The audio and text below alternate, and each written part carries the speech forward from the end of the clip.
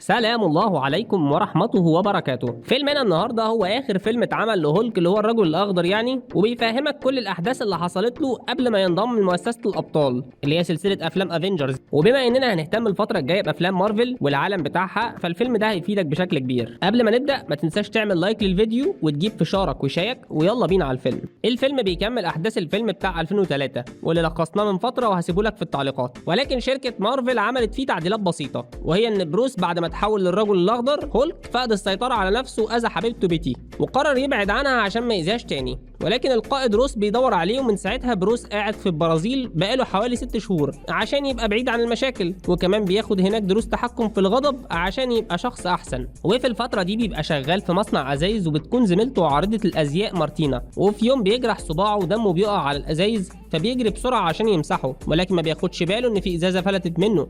وبعدين بيبقى في واحد من اللي شغالين معاه بيتحرش بمارتينا، فبروس بيروح يحوش عنها بالكلام، ولكن بيحاول يتجنب اي خناقه جسديه عشان ما يتحولش لهولك ويفقد اعصابه من تاني. وفي وقت فراغه بيعمل ابحاث على دمه عشان يحاول يوصل لطريقه يتحكم بيها في نفسه لما يتحول لهولك. وفي يوم واحد بيبعت له على النت اسمه مستر بلو، وبيقول له انه يقدر يساعده في ابحاثه، بس لازم يبعت له عينه من دمه. وطبعا بروس بيبقى في حاجه اي مساعده، فبيضطر يوافق. وبعدين بنشوف ستانلي اللي بيشرب من الازازه اللي فيها دم بروس، وبتوصل الاخبار للقائد روس ان في راجل اتسمم من اشعه جاما اللي في دم بروس، فبيعرف مكان المصنع اللي شغال فيه بروس، وبياخد فرقه قوات خاصه وبيطلع على البرازيل عشان يمسكوه.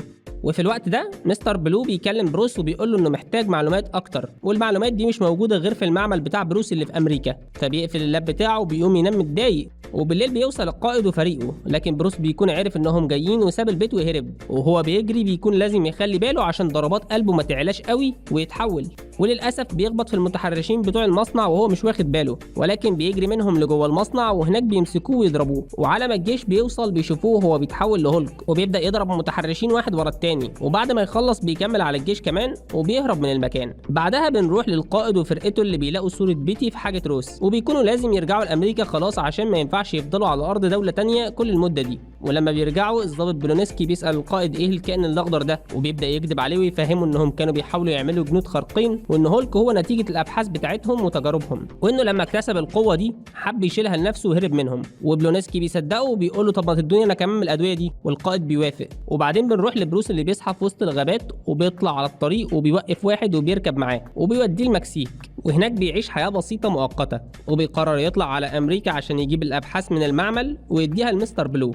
ولما بيوصل هناك بيلاقي بيتي حبيبته مصاحبه واحد تاني، وبتجيله فكره عشان يقدر يخش المعمل، وبيلبس لبس عامل توصيل بيتزا وبيعدي من الامن ويخش المعمل. وهناك بيكتشف ان كل البيانات الخاصه بالتجربه بتاعته اتمسحت من على النظام بشكل نهائي. ولما بيقول الكلام ده لمستر بلو بيقول له انه للاسف من غير البيانات مش هيقدر يساعده خالص. وبروس بيروح يراقب بيتي تاني وهي خارجه مع صاحبها، ولكن المره دي بتشوفه وبتطلع تجري عشان تكلمه، ولكن بيحاول يستخبى منها عشان مش عايز يأذيها تاني. بس بيتي ما بتستسلمش وبتفضل ماشيه بالعربيه بتاعتها وراه في وسط المطره لحد ما بتلاقيه، وبتديله نسخه من البيانات بتاعت التجربه اللي هو كان محتاجها، وبتقول له انها عملتها قبل ما الجيش يمسح كل حاجه. وبروس بيفهمها ان ابوها والجيش كانوا بيدوروا عليه عشان عايزين يستخدموا دمه ويعملوا جنود خارقين، عشان كده كان مستخبي. وبعدين بنشوف القائد وهو بيجيب الانابيب الباقيه من الادويه اللي كانوا بيستخدموها زمان عشان يعملوا جنود شبه خارقين، وبيبدا يحقن بلونسكي باكتر من جرعه متتاليه. وتاني يوم بروس بيودع بيتي وبيكون ماشي، ولكن الجيش بيوصل عنده وبلونسكي بيكون عايز يجرب قوته،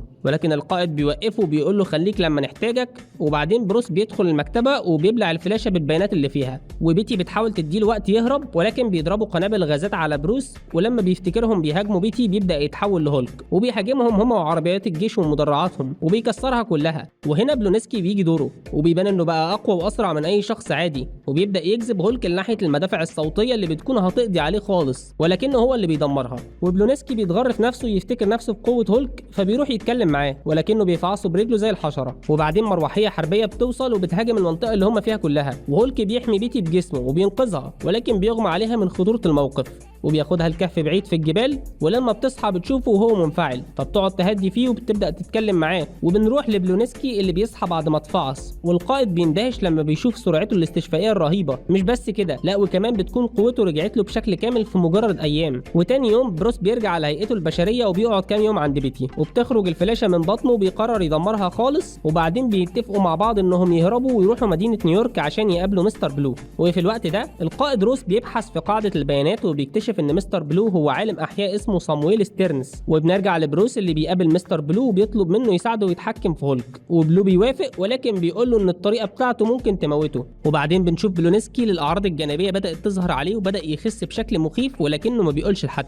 وفي المعمل بيستعدوا عشان يجربوا المهدئات على بروس، وبيبدا يتحول وبيحقنوا بالمهدئات، وكمان بيتي بتحاول تهديه واللي بيخلي المهدئات تجيب نتيجه فعلا. وبروس بيرجع لهيئته البشريه من تاني، وبلو بيبقى فرحان جدا وبيقول له انه عمل تجارب تانية قبل كده ولكنها ما نجحتش. وبروس بيستغرب وبيقول ازاي معاه الكميات دي كلها من الدم بتاعي، فبيروح يشوف المعمل بتاعه وبيلاقي ان بلو مستنسخ كميات رهيبه من الدم بتاعه عشان يستخدمه في علاج الامراض الخبيثه. وطبعا بروس بيبقى مفزوع وبيوضح له انهم لازم يتخلصوا من الدم ده عشان لو الجيش لقاه هيستخدمه عشان يعمل اسلحه مدمره. وفي الوقت ده الجيش بيوصل للمعمل وبيراقب المكان من بره عشان القائد بيكون خايف على بنته، ولكن بلونسكي بيكسر الاوامر وبيدخل المعمل لوحده، وهناك بيجذب بروس ناحيه الشباك وبيضربوه باسهم منومه، ولما بينام بيدخلوا يقبضوا عليه، والقائد بيقول له انه يحبسه مدى الحياه. وباقي الجيش بيكون بياخد الدم بتاع بروس من المعمل. وهنا بيتي بتقطع علاقتها بابوها بشكل كامل. وبعدين بنشوف بلونسكي وهو رايح لمستر بلو بيهدده عشان يعمل مصل مخلط بين المصل القديم ودم هالك، وما بيكونش فارق معاه خالص ايه هي الاعراض الجانبيه، المهم انه يبقى اقوى. وفعلا مستر بلو بيبدا يحقنه بالمصل ده وبيتحول لكائن غريب وبيبدا يهاجم زمايله في الجيش ويكسر في المدرعات.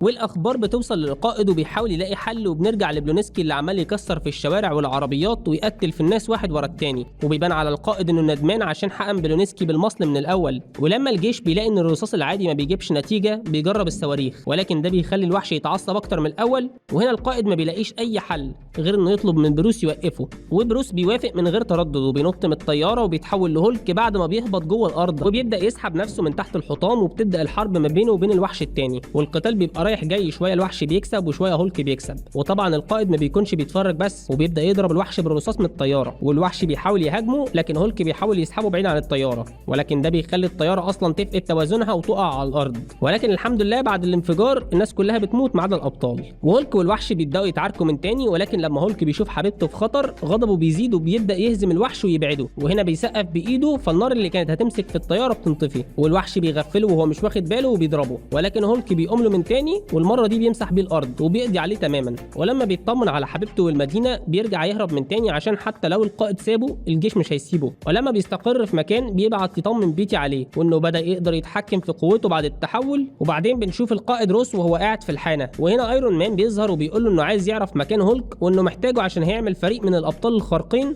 وبتكون دي بدايه فريق الابطال الخارقين بتاع مارفل. لو عجبكم الملخص ما تنسوش تعملوا لايك للفيديو وتشتركوا في القناه وتفعلوا زر الجرس، والسلام عليكم ورحمه الله وبركاته.